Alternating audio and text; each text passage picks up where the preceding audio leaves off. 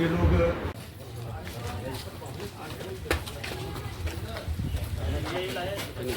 चले नहीं यार।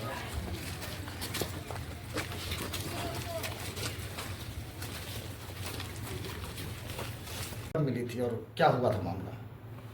मामला हम हर सोमवारी की तरह इस सोमवारी पूर्णिमा के दिन भी चले गए थे गंगा स्नान कर लिए उमानाथ जल चढ़ाने के लिए। उधर से आए हैं, हम चढ़ा करके, छोटा भाई भी बाहर रहता है, वो भी नहीं था यहाँ, तो हम आए हैं यहाँ गांव में भी भोलास्थान में जल चढ़ाए हम। उसके बाद आए, एंट्री करवे के हैं, कपड़ा बदलिए रहे हैं कि ऊपर से हल्ला होना शुरू हो गया। हल्ला शुरू हुआ, हम तो जैसे ही ऊपर गए देखे, हमको अथी हो गया, फिट आ गया। हम फिर कुछ नहीं देखबे नहीं किए कि मैंने कैसे किए है, दिमागी हालत हमारा भी ठीक खराब हो गया। क्या हुआ क्या था? वो अपने से देवता घर में फिर गर्दन काट लिए थे।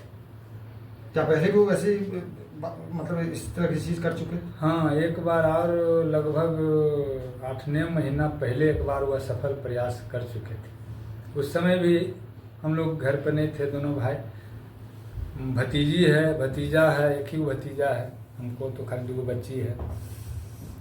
वो भतीजी गया था चाय लेकर 6 बजे लगभग सुबह में, 6 साढ़े 6 में, 6:30 7 बज रहा होगा, तो देखा कि वही जिस जहाँ अभी वहाँ किए वहाँ वहीं मैंने गर्दन पर हंसुली रखे हुए थे। क्या मानसिक रूप से कुछ परेशान थे या क्या मामला? हाँ, कुछ परेशान थे वो, मैंने थोड़ा सा वो चाह रहे थे कि हमको पहले जैसा आँख हो जाए और हम फिर सगर मैंने आने जाने लगे स्वयं, इसलिए वो परेशान थे। और गांव में गली में घूम के 2-3 दिन पहले कहे थे कि हम आत्महत्या कर लेंगे, मुड़ी काट लेंगे, तो लोग मजाक समझता था कि तो सालों भर इसी बोले रखिन।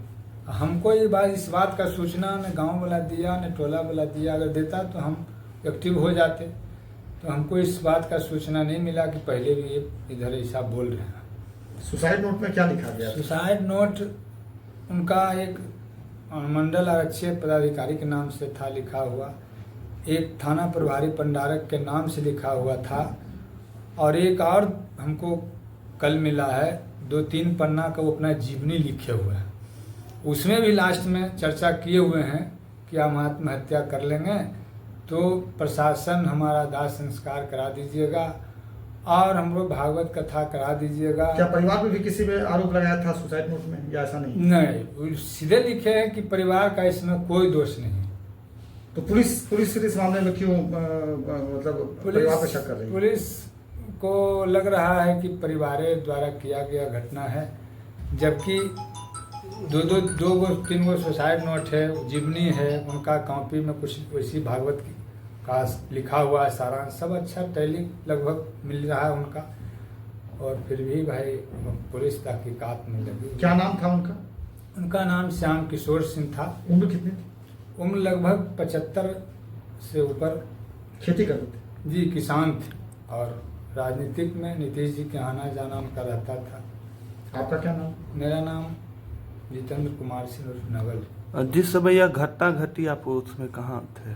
हम उस समय स्नान करके आए थे, गेट पर, मैंने घर के द्वारी पर आए, अपना रूम में हेलवे किए हैं, रूम में अथी हेलिए रहे थे कि ऊपर से हल्ला हो। उस समय और भी परिवार के लोग घर में थे? घर में थे, वो माँ थी, बब्बू थी और मेरी पत्नी थी। तो यह कैसे उनको भी जानकारी मिला कि ऊपर में वो ऐसे किए हुए? ऊपर से अगल बगल से भी चाँव हो रहा था शायद, और माँ बाहर से झाड़ू उड़ू दे कर आई तो ऊपर गई, मैं चाँव कहे चाँव हो रहे है, तो वो भी जाके अपना दे, तो जैसी आधे सीढ़ी तो हल्ला देखे वही माता जी नहीं, चाँव जो हो रहा था ना अगल बगल से, इसलिए वो गई, ऊपर गई तो देखी कि वो भी चिल्लाने लगी, तो लोग दौड़ा कि चाची अभी गलखिन है, बाहर से आई दूरा पर से झाड़ू उड़ू दे करके, तो देखा कि भाई इनको तो करंट तो नहीं लग गया। कुल दौड़ा, हम सोचा कि मैया कुछ हो गया, हमने चाची कुछ हो गया, टोला पड़ोस के लोग जैसा वो चिल्लाए, तो उस आया तो देखा तो ऐसा है, तो कुल टोला पड़ोस के आदमी ही मैंने कहा कि साहब ले चलो भाई, जो होना था हो गया। बारे में क्या कहना चाहिए? वो बहुत दुर्भाग्यपूर्ण हुआ, उनके बारे में कभी सोचा भी नहीं जा सकता था। इतने सरल आदमी थे, इतने सोशल आदमी थे। हम तो 19 साल से एमएलए हैं, तब से तो बहुत क्लोजली जो हमसे जुड़े रहे हैं। लेकिन उसके पहले भी जब नीतीश जी इलेक्शन लड़ते थे तो हम आते थे, तो नीतीश जी के आगे हम नहीं भी एमएलए थे तो आना जाना इनका, उनके बहुत आत्म समर्थक थे, आना जाना इनका लगा रहता था। बहुत सरल थे। हम लोग के इलेक्शन में एकदम सक्रिय होके अपना ये करते थे। हम लोग तो लॉस हुआ है, नुकसान हुआ है कि एक सक्रिय समर्थक को हमने खो दिया।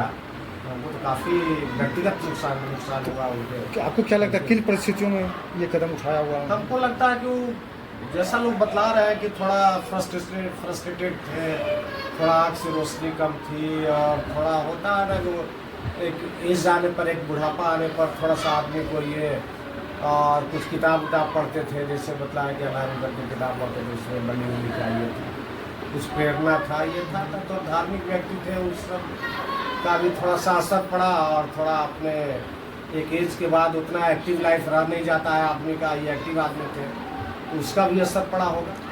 पुलिस तो परिवार पर आरोप लगा रही है कि वहाँ पे हमको नहीं लगता। देखिए, कहीं से भी ऐसा परिवार के लोग, बुजुर्ग आदमी क्यों कुछ करेंगे, क्यों परिवार वाले ये करेंगे? किसी लड़का ये लोग था नहीं, बाहर में औरतें क्यों करेंगी? क्या दुश्मनी है होगी उनसे? सब तो बाल बच्चा के लिए ही थे, वो इसके लिए थे। इसलिए हमने एएसपी से बात किया, उसका सुसाइड नोट भी इनके हैंडराइटिंग से मिल रहा है।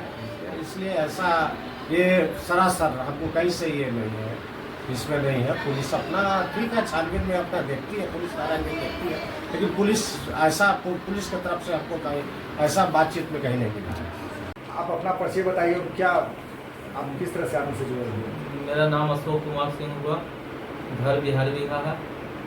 मेरे पास रिचार्ज करवाने के लिए जाते थे, हमसे क्लोज रिश्ता भी है, और वहाँ पे जाते थे तो बैठते थे, अच्छा देर 1 घंटा बैठते थे, समोसा वगैरह खाते थे। क्या और कभी इन्होंने सुसाइड का आपसे जिक्र किया था? हाँ, 5-6 बार, मतलब ये रामायण खूब पढ़ते थे और अल्लाह की किताब उताब, तो हमसे 5-6 बार जिक्र किए हैं। और पूरी ज़िंदगी हम जिए लिए हैं। कभी कभी अल्लाह की किताब पढ़ते हैं ना, तो लगता है कि हम अल्लाह की तरफ बलि देते अपने आप को। तो आपने इस बात का जिक्र परिवार में किया? हम बोले थे, चचा से भी बोले थे, सब लोग समझाते भी थे, हम भी समझाए थे कि वो सब किताब नहीं पढ़िए, छोड़ दीजिए, ऐसा करना बेकार है। वो भी बोलते थे। उनके गोतिया में कुछ दिन पहले एक आदमी सुसाइड किए थे, तो वो भी बोलते थे कि सुसाइड करना बिल्कुल गलत है, लेकिन फिर भी अपने आप को कैसे कर लिए। और उसके बाद ये भी बोलते थे कि अगर कभी इस प्रकार का घटना घटेगा तो मेरा कोई परिवार न फंसे, इसलिए हम सुसाइड नोट माथा पर रखते हैं, और बता देना कि मतबा तर देखिए खोजेगा सब तो मिलेगा सुसाइड नोट। तो आपको लगता था कि क्या वो इस तरह का कदम उठा सकते हैं? अगर अवसर लगता था तो हम उनके साथे रहते, होने ही नहीं देते है। अवसर लगता तो हम साथे रहते, होने ही नहीं देते, चलाते उनके साथ। लेकिन बोलते थे, कई एक बार बोले थे, कभी किए नहीं थे, तो ऐसा भरोसा नहीं था। बातचीत में ऐसा लगा कि वो मानसिक रूप से कुछ परेशान? हाँ, मानसिक रूप से परेशान थे।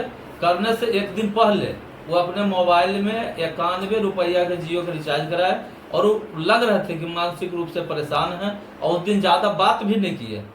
और वो बोले तो हम बोले कि ऐसा कुछ नहीं कीजिएगा, आपका थोड़ा लग रहा दिमाग, तो बोले कि नहीं ऐसा कुछ नहीं करेंगे। तो पुलिस फिर परेशान क्यों कर रही है परिवार के लोगों को इस मामले में? अभी ये तो हम नहीं बता सकते हैं, कानून का अपना काम है।